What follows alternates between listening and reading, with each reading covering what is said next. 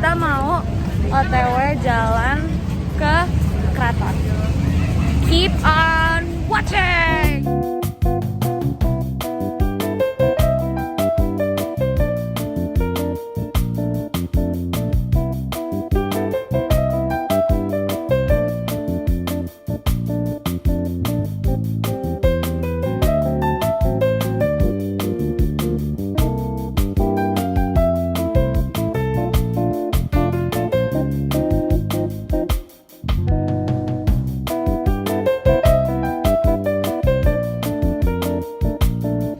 Jadi kita belum nyampe juga, udah kayak jalan. Nah, ini nanti kalau capek nih naik yang pink ya.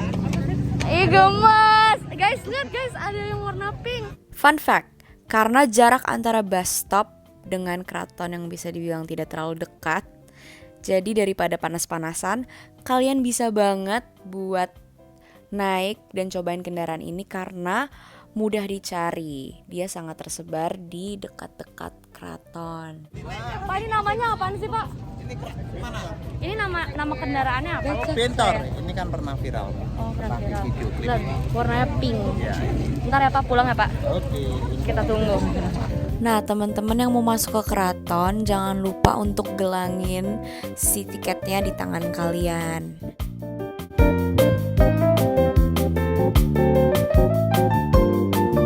Jadi setelah jalan-jalan kita akhirnya udah masuk ke dalam. Terus di sini kayak ada semacam kayak karawitan. Wah, salah banget tuh. Sebenarnya tempat ini namanya adalah Bangsal Sri Manganti.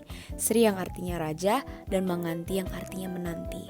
Jadi bisa disimpulkan bahwa tempat ini dikhususkan untuk raja menyambut tamu-tamunya.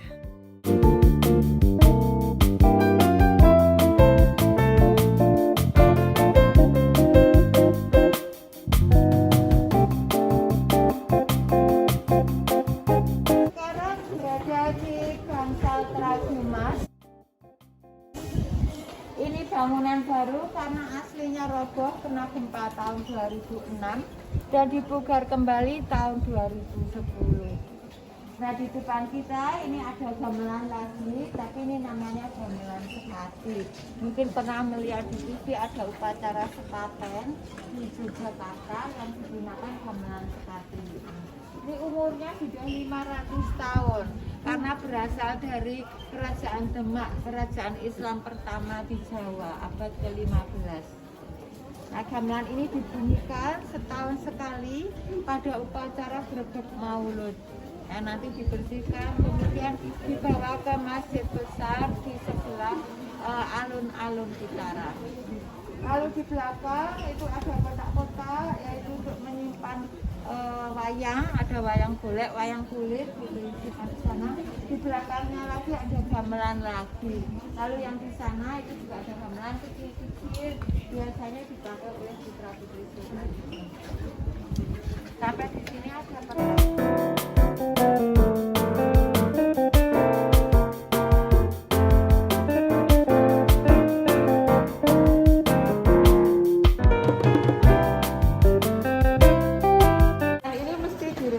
ya, karena kan termakan usia, nanti ada yang bocor, ada bagian-bagian yang diganti.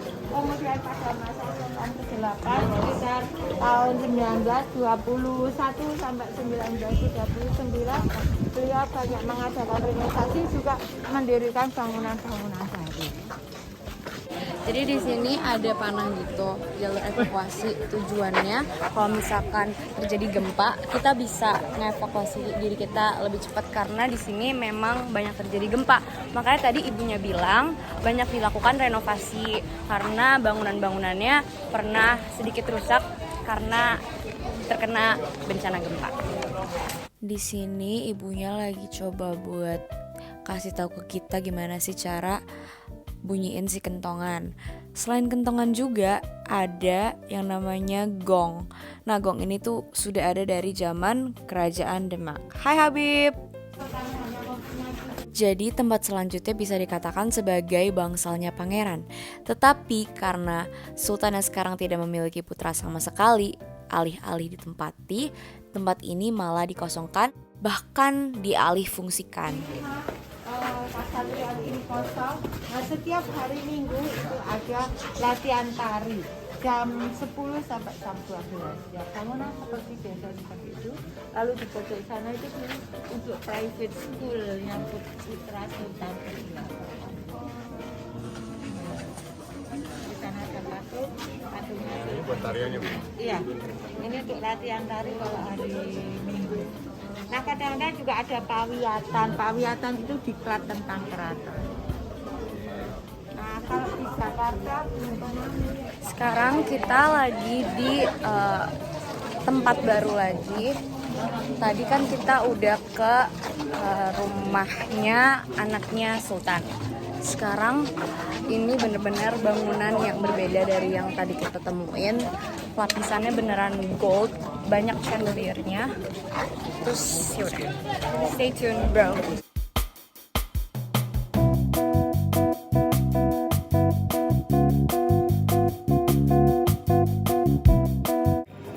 Jadi ini tuh ruangan baru atau bangunan baru yang ada di Keraton Yogyakarta, dan ini juga merupakan pemberian ditandain sama pemberian dari jam besar di sebelah sana. Habis itu di sini ada eksposisi di sebelah sana.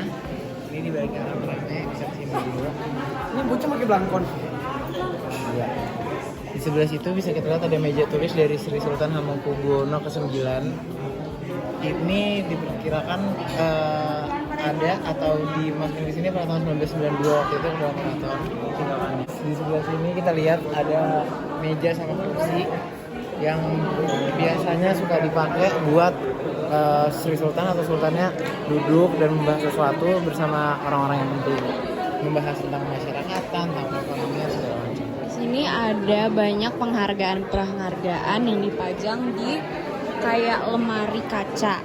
Salah satunya ada penghargaan ini untuk Sultan Hamengkubuwono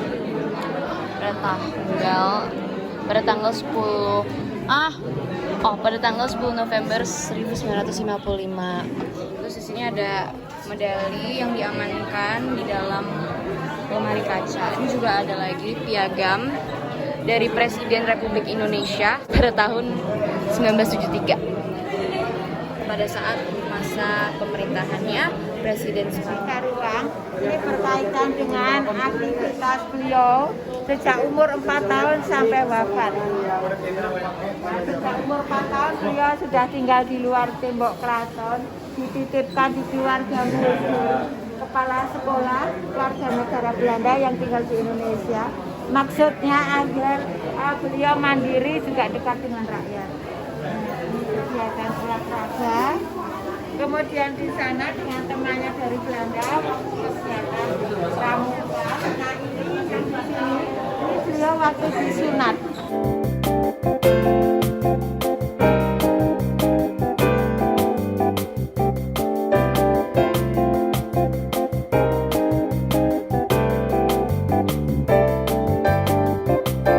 Sini ada silsilah Sultan Hamengkubuwono ke-8.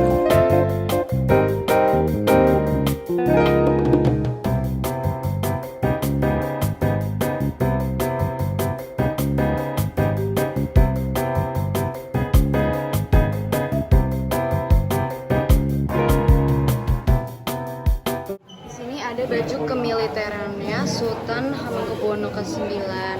Ini fotonya Sultan Hamengkubuwono ke-9 menggunakan baju militer.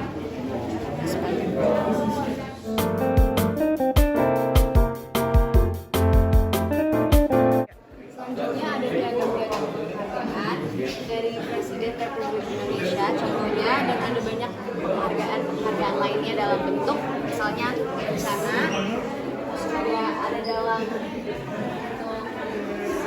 pin dan banyak lagi.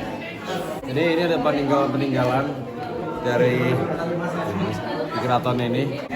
Tulisan-tulisan, ada piagam di situ, di sini ada pandelnya, ada macam-macam. Oke. Dalam ini banyak banget ruangan bersejarah, ruangan gedung-gedung bersejarah, peninggalan-peninggalan dari Sri Sultan Hamengkubuwono sendiri. Sekian, terima gaji. Ini private bank. Oh. Ini private bank, ini Pateha. Nanti di dalam banyak koleksi alat-alat minum yang digunakan oleh Sultan.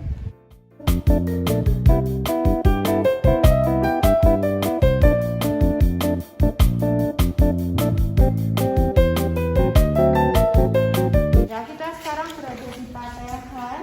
Ini alat-alat minum yang digunakan oleh Sultan ke-6, permaisuri, dan yang di belakang itu putra mahkota. Porselennya ini dari Limoges, dari Prancis. Kemudian ini contoh makanan favorit Sultan kegiatan. Nah, di sana ada gambarnya Sultan ke-6.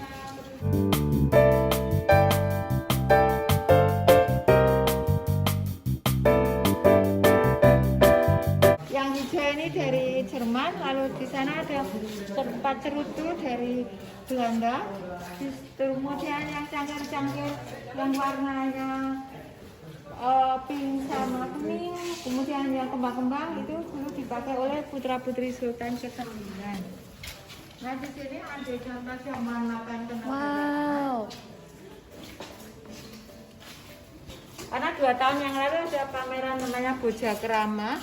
Nah, di displaynya seperti ini. Ini porselennya dari Prancis, dari Limoges. Kemudian di sana ada singkatan nama Sultan HB8.